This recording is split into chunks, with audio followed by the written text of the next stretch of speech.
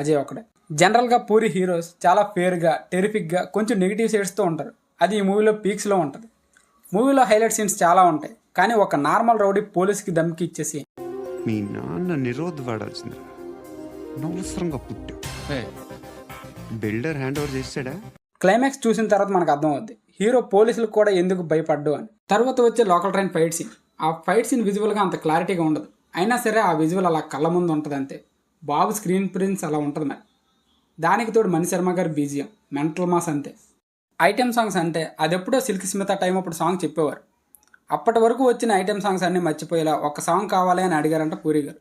ఇంకా మణిశర్మ ఫామ్ గురించి తెలిసిందే కదా. ఐటెం సాంగ్ అనే ట్రెండ్ మళ్ళీ స్టార్ట్ చేసేలా కొట్టాడు. క్లైమాక్స్లో కూడా మహేష్ బాబు పండుగడు కాదు కృష్ణ మనోహర్ ఐపీఎస్ అని తెలియగానే మణిశర్మ గారు ఇచ్చిన బీజిఎం అయితే